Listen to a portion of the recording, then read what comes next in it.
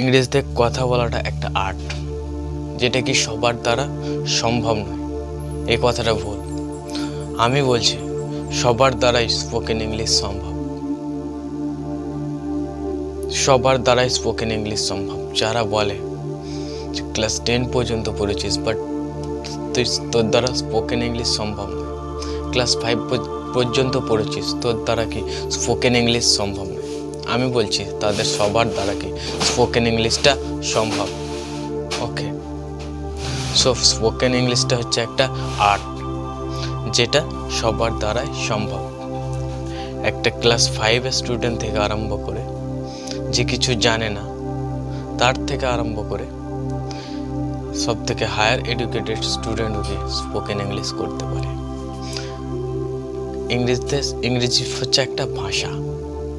So সেই ভাষাটাকে যদি কেউ চায় শিখতে, learning is a 2 step of learning. কেউ যদি সেখানকার বসবাস করে বা স্থায়ী বাসিন্দা হয়, সে কিন্তু ওই ভাষাটাকে অটোমেটিক্যালি শিখে নিতে পারে।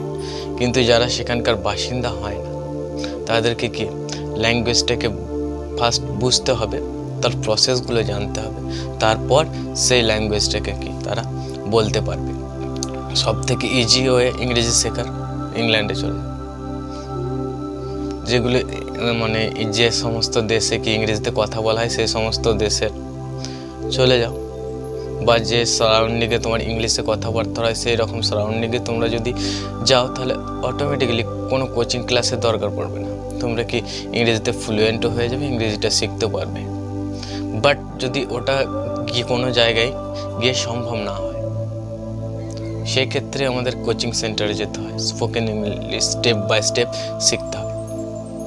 ওকে, সো আজকের যে অনলাইন ক্লাসটা, সেটা আমি আর একটা স্টেপ নিয়ে আলোচনা করব, যে স্পোকেন ইংলিশ শিখতে গেলে বাড়িতে বসে স্পোকেন ইংলিশ করা যায়। কারণ ইউটিউব হচ্ছে একটা বিগ প্ল্যাটফর্ম, ইউটিউব থেকে কি সমস্ত কিছু শেখা যায়। সো স্পোকেন ইংলিশ হচ্ছে তার মধ্যে একটা উপায়, যে স্পোকেন ইংলিশটাও কি ইউটিউবের মাধ্যমে শেখা যায়, যদি তোমার কি প্রচেষ্টাটা থাকে। অ্যাকচুয়ালি তোমার মধ্যে যদি খিদে না থাকে, আমি যতই খাওয়াই, তুমি কিন্তু খেতে পারবে না। কারণ তোমাদের নিজেদের খিদেটা কি নিজেদের মধ্যেই জাগাতে হবে, সেটা আমি বা অন্য কেউ জাগাতে পারবে না। তোমার যদি ইচ্ছা থাকে যে তুমি স্পোকেনটা শিখবে, আমি ইংরেজিতে কথা বলবো, তাহলে কি হবে? যদি তোমার মনে ইচ্ছাটা না থাকে, দুদিন কাউকে দেখলাম যে ইংরেজিতে ভালো স্পিক করছে, সে দেখে তোমার মন একটু উদ্দীপিত হলে এবং তুমি বললে কি আমারও শেখা দরকার, সেই সমস্ত স্টুডেন্টরা অবশ্যই ফেলিয়ার হবে। কারণ তোমার মধ্যে সেটা ইলিউশনের মতো একটু কাজ করেছিল, বাট তোমার মনের ইচ্ছা কিন্তু সিঙ্গিং, ডান্সিং।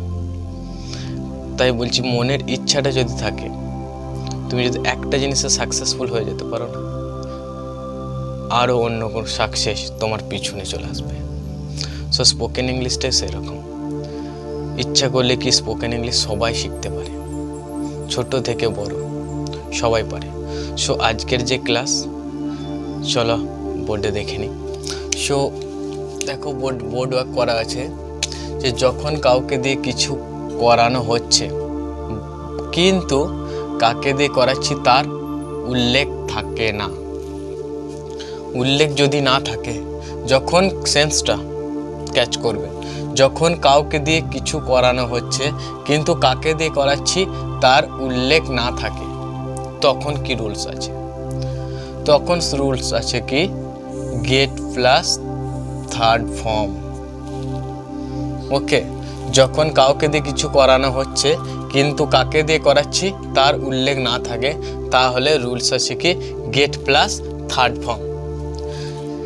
একটা এক্সাম্পল আমি দিলে কি ব্যাপারটা অনেকটা ক্লিয়ার হয়ে যাবে। আমি সাইকেলটি সারানো করাচ্ছি, সেন্সটা বোঝো, আমি সাইকেলটি সারানো করাচ্ছি।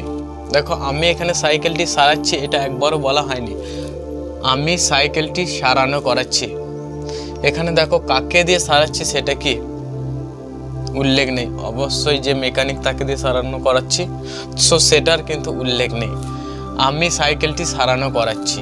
ওকে, দেখো রুলসকে বলেছিলাম গেট প্লাস থার্ড ফর্ম, গেটটা হচ্ছে মেন ভাব। ওকে, এখানে আমি সাইকেলটি সারানো করাচ্ছি, কাজটি রানিং আছে, ওই জন্য কি হয়েছে I am getting.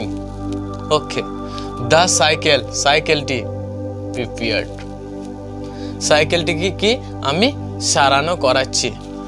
I am getting the cycle prepared. So সেন্সটা বোঝা গেছে, আমি সাইকেলটি সারানো করাচ্ছি। এখানে মেকানিকের কোনো কথাই কি উল্লেখ নেই, তাহলে রুলসের সঙ্গে মিলছে।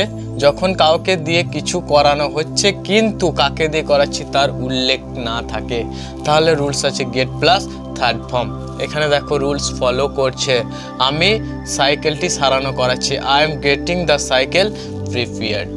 ওকে, নেক্সট যে বাক্যটি আছে, আমাকে গাছটি কাটাতে হবে।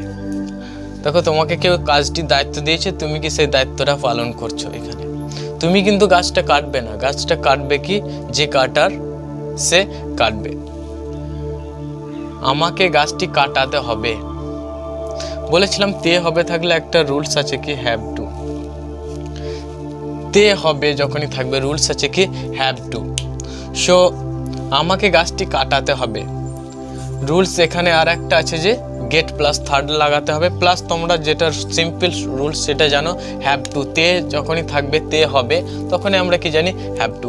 সো আমাকে গাছটি কাটাতে হবে, I have to get the tree cut. Okay, আমাকে গাছটি কাটাতে হবে, I have to get the tree cut. এটা কিন্তু থার্ড ফর্ম। ওকে, সবসময় গেট কি থার্ড ফর্ম লাগবে। Okay, get plus third form. Next যে সেন্টেন্সটা আছে সেটা হচ্ছে তুমি কাজটি করাতে পারোনি। তোমার উপর কাজটির দায়িত্ব দেওয়া হয়েছিল বাট তুমি সেই কাজটি করাতে পারোনি। এটা হচ্ছে সেন্সটা দেখো রুলসের সঙ্গে মিলে যাচ্ছে। যখন কাউকে দিয়ে কিছু করানো হচ্ছে কিন্তু কাকে দিয়ে করাচ্ছি তার উল্লেখ না থাকে, তুমি কাজটি করাতে পারোনি মানে তুমি এখানে যে সাবজেক্ট আছে সেটা কাউকে দিয়ে তুমি করাতে পারোনি, এখানে সেটা উজ্জ আছে। ওকে, তুমি পারোনি সেটা আছে, কিন্তু তুমি কাকে দিয়ে কাজটি করাতে সেই ব্যক্তিটা এখানে উজ্জ আছে, সেই জন্য কি এই রুলসটা এখানে মেনটেন করছে যে তুমি কাজটি করাতে পারোনি। কি আছে, you could not get the job done, third form, get third form. Okay, so এই রুলসটাকে মেনটেন করে এই ধরনের অনেক বাক্যই কি তোমরা তৈরি করতে পারবে। রুলস হচ্ছে যখন কাউকে দিয়ে কিছু করানো হচ্ছে কিন্তু কাকে দিয়ে করাচ্ছি তার উল্লেখ নেই, তখন কি রুলস হবে get plus third form. Okay, যেমন আমি সাইকেলটি সারানো করাচ্ছি, I am getting the cycle prepared. আমাকে গাছটি কাটাতে হবে, I have to get the tree cut. তুমি কাজটি করাতে পারোনি, you could not get the job done. Okay, so এইভাবে যদি প্র্যাকটিস করে যাও আশা করছি ইংরেজিতে যে ভয়টা তোমাদের কেটে যাবে। এটা একটু advance type class, so basic ক্লাসগুলো যদি ফলো করে থাকো এটা বুঝতে কি অসুবিধা খুব একটা হবে না। So first you have to clear the basic classes, then you can do this, otherwise you are failure, you cannot make out this class. So first you have to clear the basic class, then you can make out this class. Okay, so thank you for watching, and if you are new of my channel, so please subscribe my channel. Thank you for watching and keep practicing.